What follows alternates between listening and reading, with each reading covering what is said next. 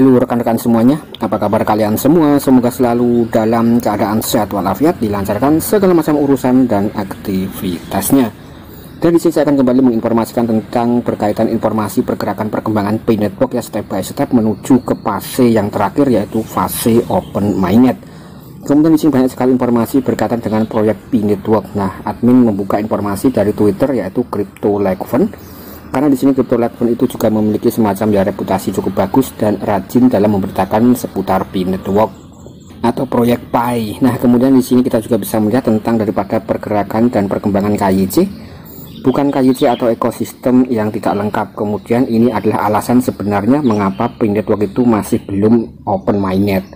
Kemudian di sini juga disebutkan komunitas pionir sering menyebabkan berita bahwa dua syarat akan membantu Pi ke dalam tahap open mainnet, yaitu jumlah individu yang diverifikasi KYC dan juga ekosistem jaringan Pi yang kuat.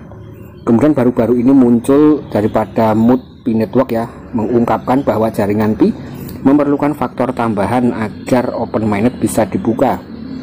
Jadi di sini untuk daripada open mainnet memang sangat dipengaruhi ya rekan-rekan, dipengaruhi oleh daripada jumlah KYC yang semakin meningkat dan juga aplikasi ekologi. Kemudian di sini baru-baru ini juga muncul di dalam mood moderator ya, di chat Pi atau di dalam chat room. Nah, di sini juga ada faktor berikutnya yang mempengaruhi kapan terjadinya open mainnet.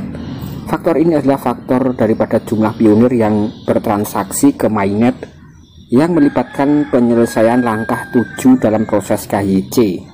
Kemudian saat ini banyak pionir yang telah berhasil melalui daripada KYC. Kemudian juga telah mencapai langkah ke-6 ya, atau daripada di sini tahap ke-6, tetapi macet di langkah ke-7. Kemudian mencegah Pi berpartisipasi ke mainnet. Alasan utama untuk situasi ini mungkin berasal dari para pionir itu sendiri. Kemudian selama proses KYC, beberapa pionir mungkin juga telah memberikan alamat dompet yang tidak cocok di dalam bagian ketiga dan ke-7 yang mengakibatkan terhambatnya proses transfer Pi. Nah, di sini memang berbagai macam alasan mengapa kita masih belum lolos dan juga masih belum mendapatkan saldo available balance di mainnet ya, mungkin karena ada kesalahan ya menurut informasi daripada mood moderator. Jadi untuk daripada daftar periksa mainnet, poin nomor 7 atau poin nomor 3 itu adalah kita mengambil kode prase dan akan mendapatkan alamat address wallet. Kemudian pada poin yang nomor 7, nah kita itu harus mengkonfirmasi ya, ketika kita dulu mengambil satu address wallet ya, ini seharusnya sudah benar dan tepat ya, tidak perlu untuk mengambil kode prase yang kedua. Kemudian selain itu juga core team berpotensi menunda transfer otomatis saldo yang lebih besar dan memilih transfer manual karena masalah keamanan.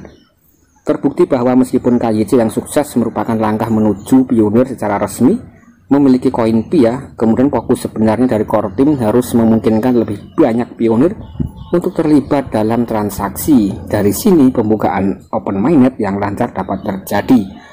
Jadi di sini kita juga bisa melihat tentang daripada mengapa banyak sekali rekan kita yang memiliki saldo, bahkan ada yang ratusan ribu koin Pi dan juga ada yang jutaan ya. Dan untuk admin sendiri ya saldonya mungkin di kisaran 2000-an saja, karena admin sama sekali ya tidak pernah atau jarang membagikan kode referensi.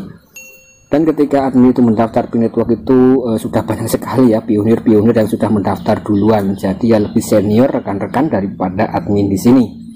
Nah, kemudian di sini juga banyak sekali yang mengomentari ya terkaitan dengan postingan dari Crypto.Legend. Salah satunya di sini juga dikomentari oleh salah satu pihak moderator, yaitu P-Network Update. Tidak ada migrasi yang terjadi sejak 30 Juni. Artinya di sini memang core team menghambat atau memang ya bisa dikatakan seperti mengunci ya rekan-rekan daripada saldo yang rekan-rekan tambang itu memang masih belum tertransfer ke mainnet. Termasuk admin pribadi di sini sudah berbulan-bulan juga masih belum lolos ya untuk memiliki saldo available balance. Meskipun di sini admin juga sudah lolos KYC tapi masih belum lolos untuk mainnet. Artinya ya sama saja kita masih belum bisa menikmati ketika kita sudah memasuki fase enclose mainnet ya, kita masih belum bisa menikmati barter-barter karena ya masih belum memiliki saldo available balance. Maka dari itu saya rasa di sini core team juga memiliki semacam pandangan tersendiri berkaitan dengan pionir-pionir yang memiliki jumlah koin yang cukup banyak ya. Kemudian di sini apakah benar-benar P-Network itu bisa dikatakan memiliki value atau memiliki nilai dan harga yang cukup tinggi ya, dan apakah memang bisa dikatakan sebanding dengan Bitcoin? Karena kalau kita lihat di sini untuk daripada pihak Korting itu semacam menunda daripada yang memiliki jumlah koin banyak ya. Jadi kita juga bisa melihat, dan di sini kita juga bisa melihat tentang daripada Crypto11 membandingkan potensi investasi jaringan Bitcoin dan juga P-Network Coin. 2019 menandai tahun yang sangat penting untuk Bitcoin dan jaringan Pi. Meskipun lintasannya berbeda secara signifikan, Bitcoin memang sebagai pelopor kripto kemudian juga mengalami lonjakan minat dan juga nilai. Pengadopsi awal menuai hasil yang besar karena menjadi standar digital emas. Kemudian sebaliknya untuk jaringan Pi juga muncul sebagai konsep baru berfokus pada aksesibilitas dan juga penambangan sadar lingkungan. Meskipun belum bisa diperdagangkan dalam bursa, kemudian penekanannya pada pembangunan komunitas dan penambangan seluler ini yang membedakan. Kemudian di sini juga disebutkan pengadopsi awal berkontribusi ya pada pertumbuhan Pi dan juga meletakkan dasar untuk dampak potensi di masa depan. Kemudian pada tahun 2023 di sini ada babak baru Bitcoin. Sekarang nama rumah tangga telah melihat pertumbuhan dan integrasi yang belum pernah terjadi sebelumnya ke dalam sistem keuangan arus utama. Kemudian juga ada landscape investasi yang berkembang.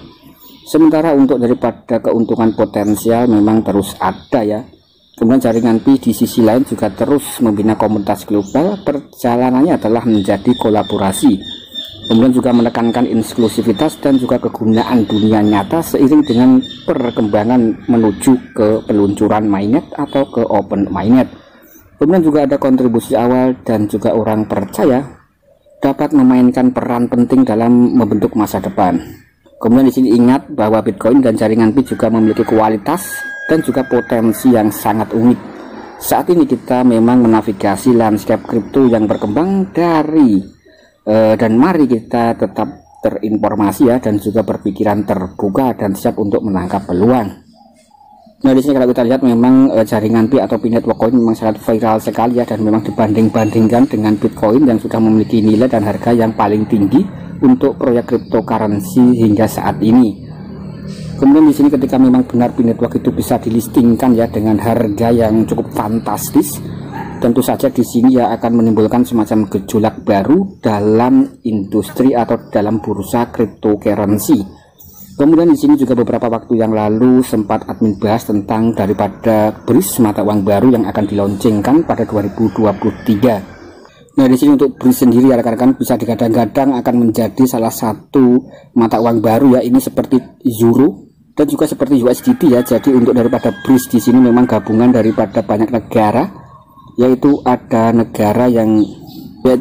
negara yang mempelopori daripada terbentuknya BRIS ya, yaitu Brazil, kemudian Rusia, kemudian di sini ada India, Cina dan juga Afrika Selatan. Dan rekan-rekan itu juga bisa mengetahui ya bahwa di sini untuk daripada populasi Rusia dan Cina saja ini juga bisa dikatakan ya sekitar 20% lebih daripada populasi penduduk dunia, apalagi ditambah dengan Brazil ya, kemudian juga India dan juga Afrika Selatan. Nah di sini dikabarkan memiliki semacam 40% dari total populasi penduduk dunia, dan bahkan untuk daripada negara G7 itu hanya sekitar 30% ya. Dan ini juga bisa dikatakan untuk daripada BRIS ketika terrealisasi ya ini bisa menggoncang daripada dominasi US dollar. Jadi akan ada semacam mata uang baru yang lebih kuat daripada US dollar dan euro, yaitu adalah mata uang BRIS. Kemudian di sini kita juga bisa melihat informasi yang terbaru tentang daripada BRIS. Nah di sini ada 69 negara yang diharapkan bisa menghadiri KTT BRIS pada bulan Agustus ya. Nanti rekan-rekan juga bisa dipelajari secara mandiri. Dan ini adalah semacam situs resmi daripada Twitter BRIS ya, sudah memiliki checklist warna emas. Kemudian admin juga sempat membahas berulang kali tentang daripada BRIS, dan ini tentu saja sangat realistis ya. Dan kita juga bisa mendapatkan banyak sekali informasi tentang daripada BRIS. Salah satunya ya informasi di sini tidak heran dan tidak asing ya, berkaitan dengan dolar Amerika Serikat dan juga Rusia. Jadi ada blok barat dan blok timur ya, ketidakpastian atau ketidaksepakatan dan ketegangan tumbuh di dalam blok BRIS, ini kata Kremlin. Nah ini juga banyak sekali informasi tentang daripada BRIS.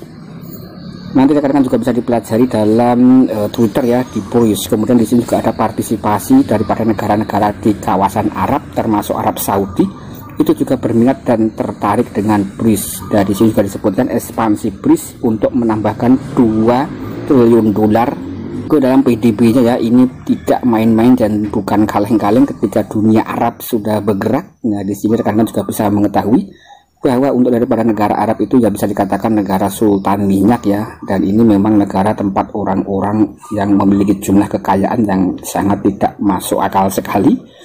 Nah, saya rasa di sini ketika BRICS benar-benar terrealisasi, nah ini juga bisa dikatakan menjadi salah satu mata uang yang baru ya, yang bisa kita lihat di dalam bursa-bursa, atau kita bisa melihat tentang daripada pergeseran bursa ekonomi dunia ketika BRICS sudah resmi lahir dan Indonesia juga ikut bergabung di dalamnya.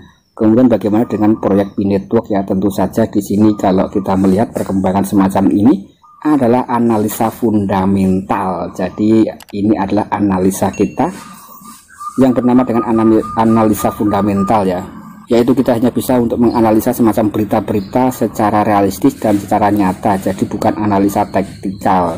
Kurang lebih seperti itu. Jika rekan-rekan suka dengan konten ini ya silahkan tinggalkan like, komen, dan jangan lupa selalu klik tombol petirnya, jedar, dan jedor sampai menuju ke fase berikutnya atau open mainnet. Sekian dan terima kasih.